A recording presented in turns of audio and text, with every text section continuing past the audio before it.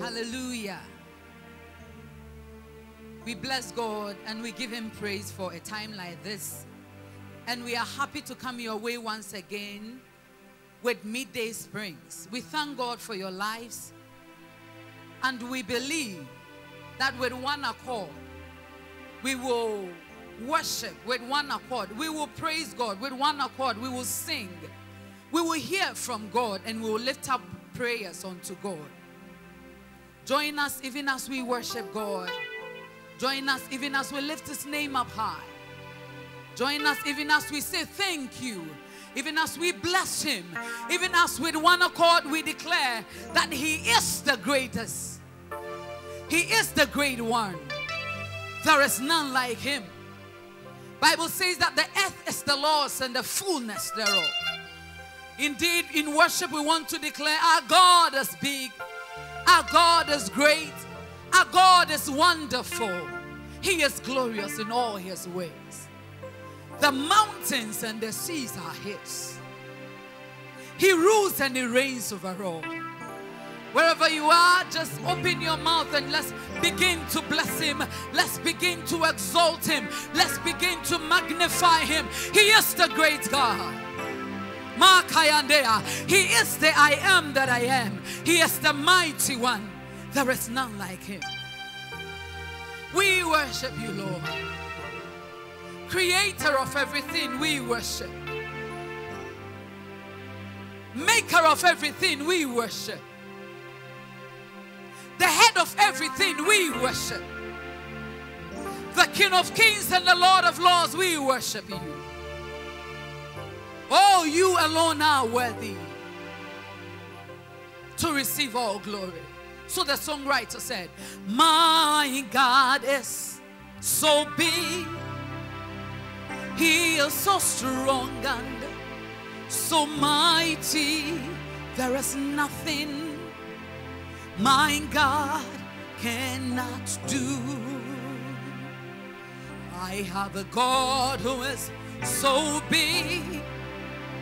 He is so strong and so mighty. There is nothing this God cannot do.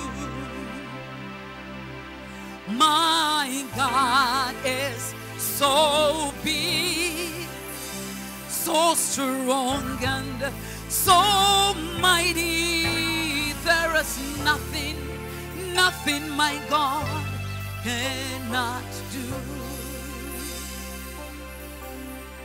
For the mountains are his, and the rivers are his, and the stars are his handiworks too. We worship a God, my God is so big, so strong and so mighty. There is nothing my God cannot do. Oh, the mountains are his, hey, and the rivers are his, this God. The stars are his handiworks too. You are mighty God, my God is so big, so strong and so mighty. There is nothing my God cannot do.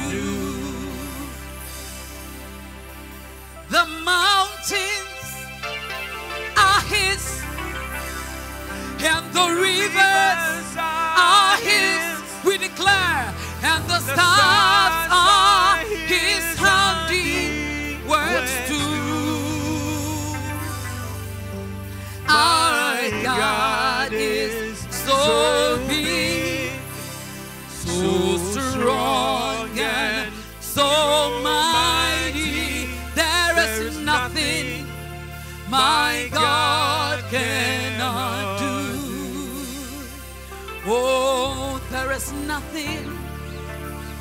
My God. There is nothing, there is nothing, there is nothing, there is nothing my God cannot do.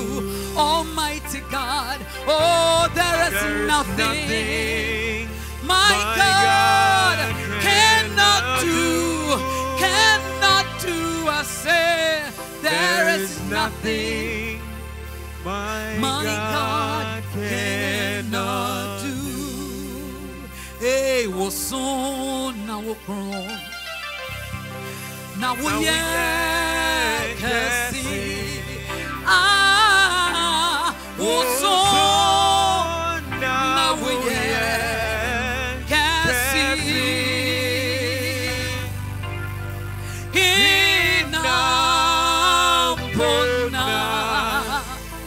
Oni wu bese uso na wuye ke masi ande diapa hina pona.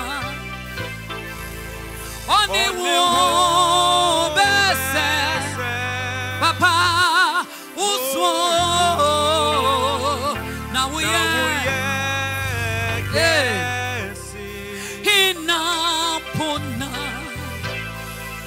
Oni wo bese Udia uso na woye kasi hina bona. Oni wo bese uso na woye Eradie wosun na wokron yeto eradie wosun na wokron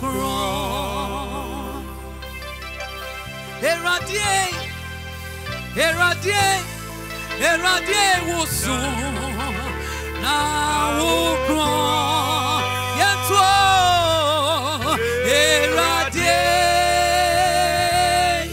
wosun na wokron osun osuro osun asase yesu osun abode nyinamo oh ya dada bayasa Eradie wosun na wokron hinampono tisawo hinamponi adetutu wo hina wosun na wokron eradie wosun na wokron wosun na wokron na woye kasi wosun na woye kasi hina bona oni wu masayanda nianda basundiriya nianda mali anda ba ususi wonyina ra hina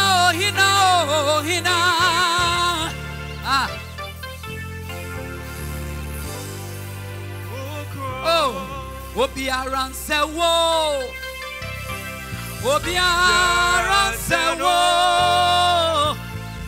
onyame yo hinyo obiara nsewo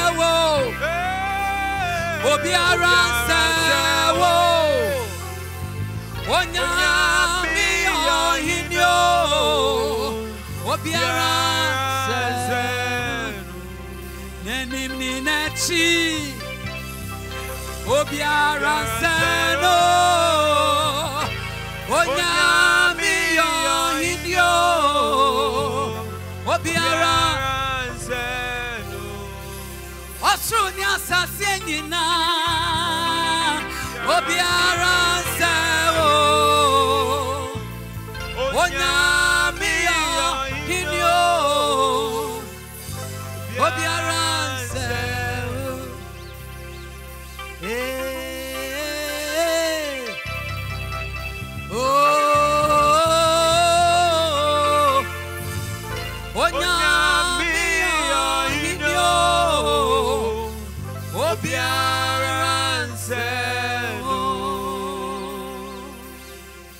We thank God again.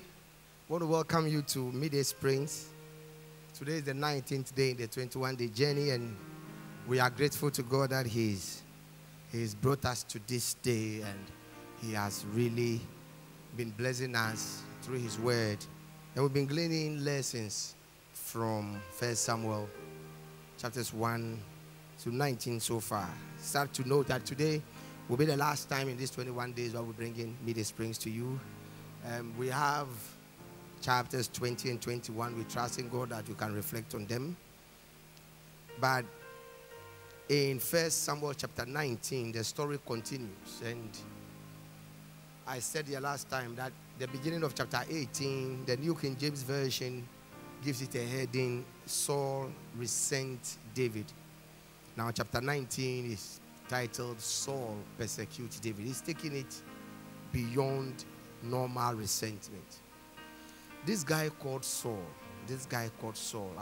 as I read this and as I look at his lifestyle, I began to wonder what kind of person he was. So let's look at 1 Samuel chapter 19. You see, he has resented and he's trying to see if he can get rid of David. But we have seen that David had behaved himself wisely. He was still in the king's palace. And whilst Saul feared him the more because he saw that God was with him whilst God has departed from him, he tried things so that his hand would not be upon David. You know, he wants David dead, but I don't want it to be like I killed him. So let me see if I can give him some assignment. Then in the course of the assignment, he will die. And David had a scapegoat that he realized that it would not happen. So he feared him the more, but the people loved him the more. So in chapter 19, Saul has decided that if I cannot do this thing passively, I'll do it actively. If I cannot get him to die passively, then I will actively get him to die. And can be said, "Oh no, for kwambi so me fanya san kwambi so na nka obi nka se me na me ye na so na we na so say man sa de ne me kunu, I'll kill him myself."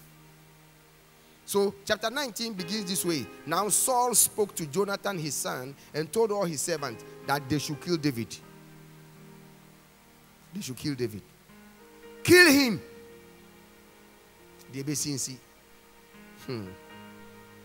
But you remember that at the beginning of 1 Kings chapter 18, there was a statement that I said I will revert to.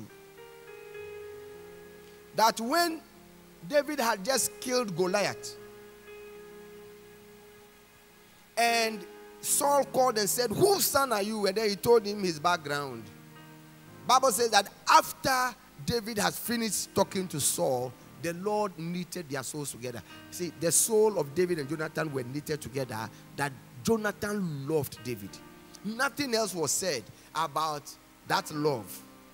But the first place now it's appearing is now chapter 19. The essence of the knitting of their souls together is appearing in chapter 19. When Saul spoke to Jonathan his son and to all the servants that they should kill David, the Bible says, but Jonathan's son delighted greatly in David. And that is going to be the game changer for David's life. See, you may be some David out there, and like we saw yesterday, it might be that you have done no wrong, but some authority set over you may decide to do you evil. And you are behaving yourself wisely, and that is even increasing the hatred. You don't have to fear, because God will send you a Jonathan. God will send you a Jonathan. And here we have a Jonathan in the house of Saul, who loved David and would not want David dead.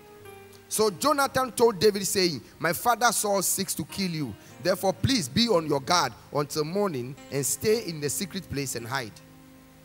And I'll go out and stand beside my father in the field where you are, and I will speak with my father about you. Then what I observe, I will tell you. Look at Jonathan.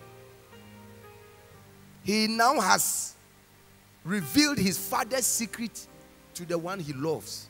May God bring you genuine lovers who are ready to risk family relations for kingdom purposes' sake. Because of what God intends to do, God had knitted their souls together. Their souls are knitted that he loved him like his own soul. In other words, he's ready to betray his father's evil deeds to protect what God wants to do in David's life. May God send you some Jonathans in your life. If you need friends, pray for Jonathans. Pray for Jonathans. Pray for Jonathans. So, we are told that in verse 4, that Jonathan spoke well of David to Saul his father, and said to him, let not the king sin against his servant, against David, because he has not sinned against you, and because his works have been very good towards you. For he took his life in his hands and killed the Philistine. And the Lord brought about a great deliverance for all Israel. You saw it and rejoiced. Why then will you sin against the innocent blood to kill David without a cause? Why? And listen to this one quickly. Listen. Saul was the father. But not just the father, he was also the king. And he was in error. Leaders can make mistakes. They can be in error. Leaders can be in error. They can make mistakes. And God has revealed the error and the mistakes and the wickedness of the father, of the king, to a young man called Jonathan. Sometimes leaders can be in error. And the revelation will come to a young man and a young woman. And you want to ask yourself, what do I do about it? Let me talk to you about two things quickly. Pray and ask God if he only wants you to pray about it. You see, sometimes God will reveal it to you to give you a burden for prayer, and that is it. But sometimes God will reveal it to you to give you a burden that you should take action, and that action must be guided by his will, by his word, by his spirit. He wants you to act. In this case, Jonathan can be praying. As he's praying, he must be monitoring action, because David must not die. And Jonathan understood that he has to go and talk. He has to take action. He has to stop his father. The big man, the father, the king is in error. But the young man must be led by God to bring him right. Some of us, we have been placed in positions and we can see that some big man is in error, some father is in error, some king is in error, some leader is in error, some mother is in error, some big sister is in error, some elder, some deaconess, some presiding, some pastor, someone is in error, and we are scared. But God has placed this thing before you. He has privileged you to see the error, because you must act. It is either you must just pray about it, or you must act wisely. Ask God what he wants you to do. There is a reason why he privileged you to see the error. There is a reason. There is a reason. But look at this, verse 6. So Saul heeded the voice of Jonathan, and Saul swore, as the Lord lives, he shall not be killed. Then Jonathan called David, and Jonathan told him all these things. So Jonathan brought David to Saul, and he was in his presence as in time past. Saul has been discipled by his own son. See, that is what makes me see the ambivalence in the life of Saul. Ambivalence. And now, Jinaha, or Jina, or Jinaha. You don't know what he wants. he would do something. And then he thought he was doing the right thing. I have done all the will of the Lord. Somewhere comes and say that you have done foolishly. Somewhere points out, you say, oh, I have sinned. I have sinned. I have sinned. Please pray to the Lord for me. I want to go and worship the Lord. I have sinned. And then he will go and worship God as if he will not do that mistake again. The next time he commits the same error again. He just multiple errors. What kind of person is this? He's just not maturing. He's just not maturing. He's not growing. And there are some Christians like that. They keep repeating the same sins they have been doing since they were in Sunday school. Up to date, they are married. They are still in that kind of error. They don't grow. They don't grow above these kind of things. Today is like they are hot. Tomorrow is like they are cold. Ambivalence. They don't know whether they want this or they want that. You want to kill David. Now Jonathan comes to talk to him. Gives him some discipleship. Now he says that I will not kill him again. See. But the Bible says, now the distressing spirit from the Lord came upon Saul as he sat in the house with his spear in his hand. And David was playing music in his hand. Then Saul sought to pin David to the wall. He wanted to kill him again. He just swore, I won't do it. Now he wants to kill him again. What kind of person is this? But is it his fault? He is a king like the other nations. How I wish someone is getting this deep. He will be a burden on Israel. For how many years? Because just in the second year, the Lord has rejected him. So how many more years has he got to spend as king with this behavior? Then Saul sought to pin David to the wall with a spear, but he slipped away from Saul's presence, and he drove the spear into the wall. So David fled and escaped that night. The Lord has delivered him again. May the Lord deliver you from every snare of the enemy. 1,000 will fall by your side, 10,000 by the other side, but may none of them come nigh. If you fall 7 times, may you rise 7 times. Many are the afflictions of the righteous, but may the Lord deliver you, because he delivers from them all. Then Saul, verse 11 says, Saul sent messengers to David's house to watch him and kill him in the morning. And David's wife, Michal, told him, saying, if you do not save your life tonight, tomorrow you'll be killed. So Michal let David down through a window, and he went and fled and escaped. Michal took an image and laid it in the bed, put a cover of goat's hair for his head and covered it with clothes. So when Saul's messengers came to take David, she said, he is sick. Then Saul's messengers sent back to see David, saying, bring him back. Saul sent messengers, say, bring him to me in the bed, that I may kill him. And when the messengers had come in, there was the image in the bed with a cover of goat's hair for his head. Hey. Then Saul said to Michal, why have you deceived me like this and sent my enemy away so that he has escaped? If you are a man, a young woman of destiny, may God bless you with wives of wisdom. Wives who cannot easily be bought. May God bless you with them. Wives who can fight for what God is doing. But David has escaped again. Saul is not satisfied. He wants the boy dead. So when David fled, in verse 18, we are told that David fled and escaped and went to Samuel at Ramah and told him all that Saul had done to him. And he and Samuel went and stayed in Naioth. Listen, I can imagine, and I don't know whether you can guess why David went to Saul, to Samuel in Ramah. I don't know whether you can imagine why he went to Samuel in Ramah. But listen carefully. He was in the bush, taking care of his father's flock. He has not put his posters anywhere. He was not on social media advertising. He has not told anybody, vote for me. Then messengers came and said, your father said you should come right now. As somebody has come home. A prophet has come with it. He said, what is the prophet? I said, I don't know. But he said you should come. Then they dragged him. And as soon as he got there, this old man called Samuel was there saying, this is the guy. Bring him. And then they made him kneel down. And this man poured oil on him and said that the Lord has anointed you king over Israel.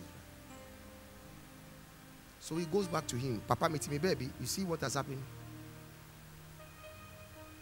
And when we are in difficult times, let's go back to our source. The God who spoke to you. Go back to that God. Don't change him. If it is God who spoke to you, if it is God who ordained and anointed you, if it is God who called you, if it is God who has sent you, go back to that God and say, Father, I come, you have sent me. Let grace abound. Don't turn to other gods. Don't turn to other nations. Don't turn to men. Go back to God. David went back to Samuel. And Samuel took him. They went to Naioth. But Saul was not satisfied. The Bible says it was told Saul, saying, take note, David is at Naioth in Ramah. Then Saul sent messengers to take David. And when they saw the group of prophets prophesying and Samuel standing as the leader, the Spirit of God came upon the messengers of Saul and they also prophesied. Wow. If I were in a certain part of Ghana, like this part of the chapter, I will preach on it and I'll give the title, Your Enemies Will Prophesy. But I'm not in that part of Ghana. I'm in Tema, so I can't do that. But if I were there, like this one, the title would be, Your Enemies Will Prophesy. The people came to arrest David. And they got to where David was. David was with Samuel, and Samuel was with the other prophets, and they were prophesying. And Bible said when they got there, instead of arresting David and sending him to Saul for Saul to kill him, the Spirit of God came upon them. Then they also started prophesying. Then Bible said that Saul sent another batch, and they went. And then as soon as they got there, they also started prophesying. Then he sent a third batch. They went there. And when they also saw the scene, the Spirit of God came upon them. They also started prophesying. I'm almost preaching that topic. Your enemies will prophesy. Jesus. And the Bible said that Saul himself said, okay, if these people can't do the job, I'm going there myself. And then he went. Came to Ramah. They asked, where is Saul? They said, he's at Naioth. Where is Samuel? He's at Naioth. Then Saul went to Naioth. And then he went there, he saw. Now listen to this one. And Samuel said, indeed, they are in Naioth in Ramah. So he went there to Naioth in Ramah. Then the Spirit of God came upon him also. Then he went on and prophesied until he came to Naioth in Ramah. And he also stripped off his clothes and prophesied before Samuel in like manner and lay down naked all the day until all that night. Therefore they say, is Saul also among the prophets? Your enemies will prophesy. Jesus. You see, this is a very sad one, but I'm just telling you how when we lay the wrong foundations, nothing can be right. If you sow the wrong seed, there can never be any way along the line that you can reap the correct fruit. And as we end this Midday Springs today, the lessons have been so clear. This first part of 1 Samuel has taught us clearly. The wrong foundation laid. The people made that terrible thing. And they said, we want a king like the nations. And this is where it brought them. May God give us grace and wisdom never to lay the wrong foundations. But today, look at how Saul, being so ambivalent. Today he swears, I won't kill David. The next day he's pursuing him. And you send people when they are prophesying, but he wants to go there. The message is clear. If you are not the Lord's chosen, the fact that God has not chosen doesn't mean that when men are putting you there, God will bring a knife. He will not. See how God was watching them and he said, oh, I have brought you. So because they said they wanted it, he has given it to them. That is not his will. That has never been his will. And his will has always been one, not two. There's nothing like permissive will or something. God has one will. He's not confused like we are confused. But he has only respect for our will and our choice because we are not robots. We are free moral agents. And now, they have chosen the wrong person. God will watch you. But remember, the trouble will come upon you and your house. See the trouble on Israel today. Because the wrong foundation was laid. As we end this today, I want to pray with you that God will never, He will never take His eyes off you. That you will never take your eyes off Him also. You will never go seeking after something God is not seeking for you. But that grace will be your portion. You will never lay wrong foundations in your life and expect to get better fruits tomorrow. They will never happen. But hey, if some people are trying to put you in the place God is not putting you there, deny, reject it. Reject it, because you will become evil. You will. If God has not sent you there and you are sending yourself there, you will become evil. If God has not prepared you, because see, sometimes people that God have even prepared, they lose sight and they become evil, let alone those God never prepared. Say no. And if you are in a position to put people where God has not put them, be careful. Always see God's ways, because every leadership that is placed anywhere is the laying of a foundation, and it may be a right one or the evil one. I pray for grace for you wherever you are. If you are like a David, may grace abound. May God continue to protect you. Behave yourself wisely. Trust God. Go to Him when things are tough. If you are like a Saul, I pray that grace will be your portion. Repentance shall come to you, and your soul shall be saved. God bless you, child of God, for this season and joining us during these times and waiting before God. I trust that the season has been a blessing, and the lessons we have learned have really been a blessing to you. Continue reading and continue praying. But I believe that God has something to do with you. And may you never disappoint your generation. May the God of all grace cause all grace to abound to you. That you, and I mean you, having all sufficiency in all things, abound unto every good work. In the name of the Father, and of the Son, and of the Holy Ghost. Amen.